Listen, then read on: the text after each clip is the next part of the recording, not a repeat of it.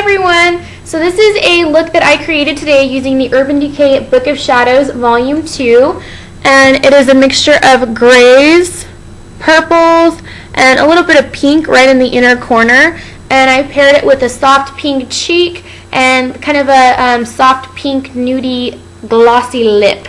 What else was I going to say? This is going to be my first of 7 looks, hopefully to be completed in 7 days using the Urban Decay Book of Shadows. I realized that when I purchased this, I was like, oh yeah, I'm going to do tons of looks, you know, because of the color selection.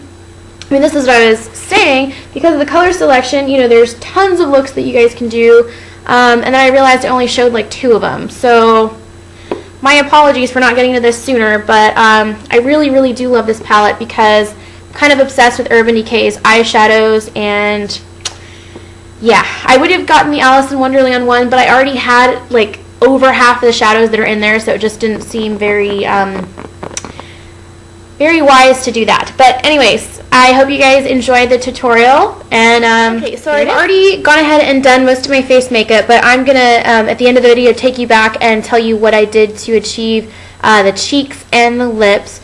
But okay, so I've already done my foundation as well, because everyone's foundation routines is, you know, going to be different for the most part, and I've also primed this eye with my Urban Decay primer potion. So most of the shadows that I'm going to be using are from the Urban Decay Book of Shadows, and actually I'm going to stick to these 4 right here, which are AC/DC, which is a dark, it's a dark gray with a purple cast to it.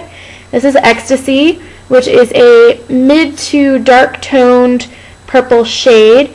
This is Mushroom, which is a dark grayish brown, and Sphinx, which is a frosty pale pink with multicolored glitter in it. Actually more iridescent glitter than multicolored, but if you have any similar shades that might work for that, but absolutely excellent purchase this was for me. I love this thing. If you guys are still able to get it via eBay or whatever, love the Book of Shadows. So, oh, there's also going to be one from Coastal Scents palette, because unfortunately this palette does not have a great highlighter shade. Like this one right here, Sellout, is the lightest shade, but it is too frosty and metallic and just has too much shimmer to use as a highlight for every eye look. There's some of you want something a little bit more subtle like I did today, so I'm using a different palette for that. The first brush I'm taking is MAC 217. It's already dirty because obviously I used it on the other eye. And I'm going to put that into Mushroom. And this is just going to go right in the crease. And I am bringing that all the way in. You probably don't need to go all the way in if you don't want, just to keep the inner area a little bit lighter. Get a little bit more on the brush and tap it off. And I'm going to create that kind of rounded shape, the outer corner, and bring that down onto the lower lid and in the outer V. Next, I'm going to take the eyeshadow C brush from e.l.f. and put that into Ecstasy, which is that mid-tone purple shade, and that's just going to go all over the lid. And this actually is a shade that needs to be built up. Like the color doesn't apply quite as true from the pan. I have to get a lot of product on the brush and then go back a couple times for the desired shade to show up on my lid. And then I'm going to slightly blend that up into the Mushroom shade. But just slightly though, I want to keep the definition between the two. I'm going to take a dome brush that has pretty stiff bristles. This one's from Too Faced. It's one of their teddy bear brushes, and I'm not sure if they sell it anymore. So this one is going to go into AC/DC. Tap off the excess, and I'm going to put this into the outer V. This is just going to darken it up a little bit and give more definition. Okay, and I'm going to take my blending brush. This is the number 9 from Stila, and I'm just going to go ahead and soften this outer line because I really don't want that to be super harsh.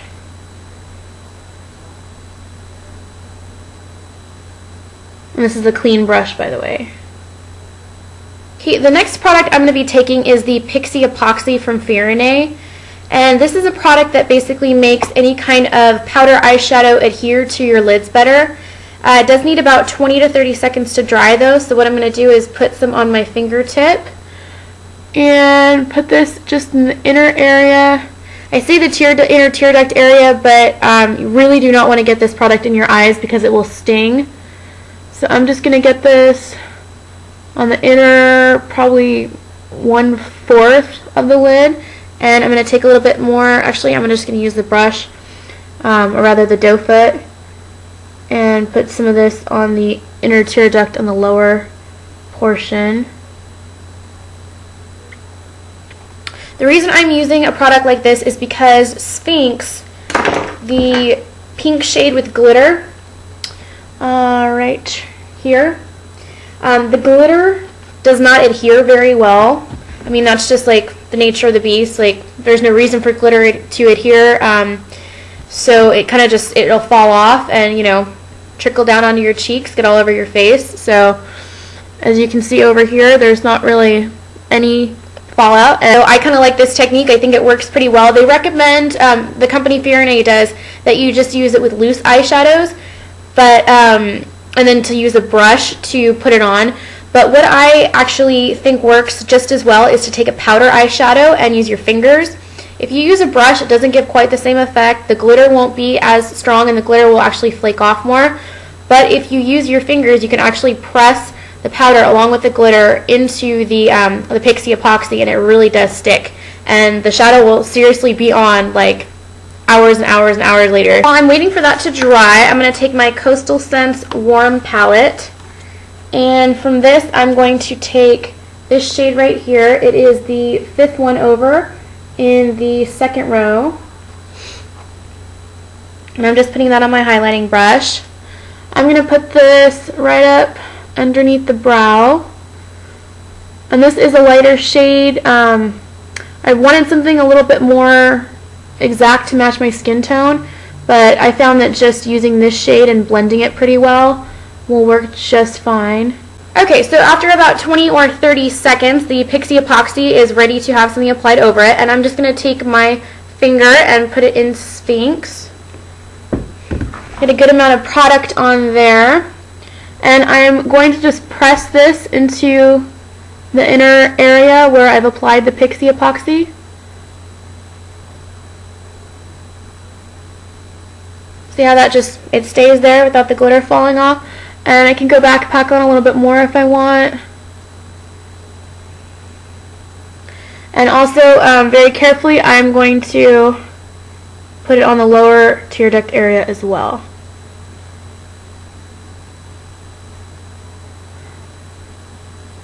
And if you go a little out of the range of where the Pixie Epoxy was, then you just wipe it off with your finger. Okay, the liner I'm using today is from Tarte. It is their Starry Night eyeliner. What I'm going to do is start the outer corner, and I'm going to make a little bit of a wing. And I'm going to bring this in a little bit more than halfway on the upper lash line, keeping it pretty close to the lash line now. And I'm going to make it graduate from being a little bit thicker on the outside to coming in and have it being really thin and have it stop right about here. So it should look pretty much like this when you're done, just thicker at the outside and then coming in and stopping shy of the inner probably third of your lid. Next thing I'm going to do is do my tight line, which does take a bit of getting used to if you've never done it before.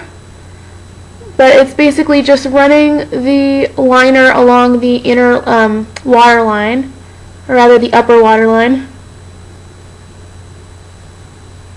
And sometimes this does make me teary-eyed, so you just kind of have to know your limits with it.